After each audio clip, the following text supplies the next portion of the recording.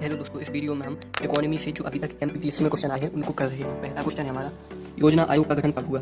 तो 15 मार्च 1950 को योजना आयोग का गठन हुआ था। और किसे ऋण देता है? तो आईएमएफ केवल सदस्य देशों को ही ऋण देता है, आईएमएफ।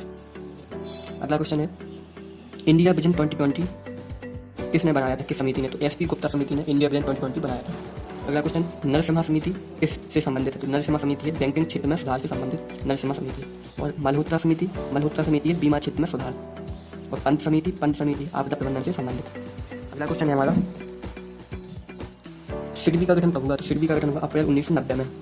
और एसबीआई का गठन ये 1 जुलाई 1955 को हुआ, एसबीआई का गठन। ये क्वेश्चन पूछे गए एमपीपीएससी में। अगला क्वेश्चन, भारतीय नौसेना का प्रथम एयरक्राफ्ट व्हीकल कौन सा है? प्रथम एयरक्राफ्ट व्हीकल तो आईएनएस विक्रांत है। अगला क्वेश्चन, भारतीय नौसेना की पनडुब्बी कौन सी है? तो आईएनएस सिंधु रक्षक है पनडुब्बी भारतीय नौसेना की।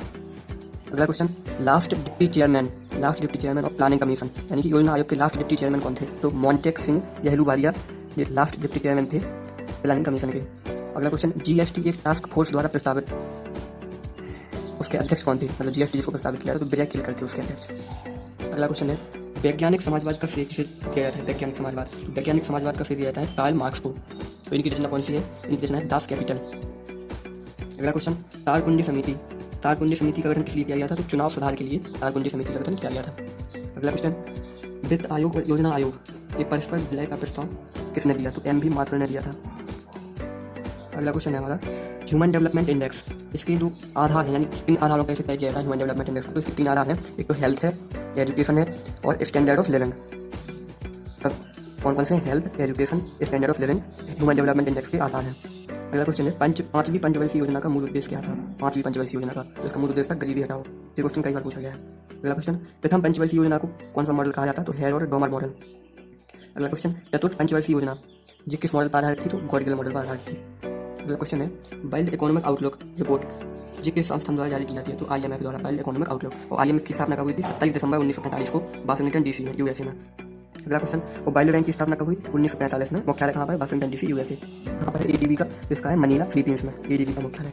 और न्यू डेवलपमेंट बैंक, इसका मुख्यालय कहाँ पर है? तो इसका मुख्यालय शंघाई में, न्यू डेवलपमेंट बैंक। एडीबी का मुख्यालय मनीला, फिलीपींस। और एडीबी की स्थापना कब हुई थी? तो 1966 में हुई थी एडीबी की स्थापना।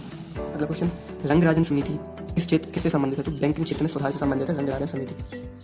और अगला क्वेश्चन है, किस पंचवर्षीय योजना के अंतर्गत समाज के समाजवादी ढांचे की स्थापना का संकल्प लिया गया था? तो द्वितीय पंचवर्षीय योजना के अंतर्गत।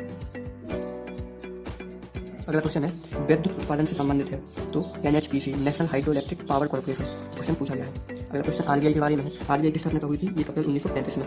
और किस सिफारिश पर? हिल्टन यंग कमीशन की सिफारिश पर आरबीआई की स्थापना हुई थी। और इसका राष्ट्रीयकरण कब किया गया आरबीआई का? 1 जून 1949 को। और प्रथम गवर्नर कौन थे आरबीआई के? तो ऑसबोर्न स्मिथ थे। और प्रथम भारतीय गवर्नर सीडी देशमुख। ये क्वेश्चन कई बार पूछा गया है। और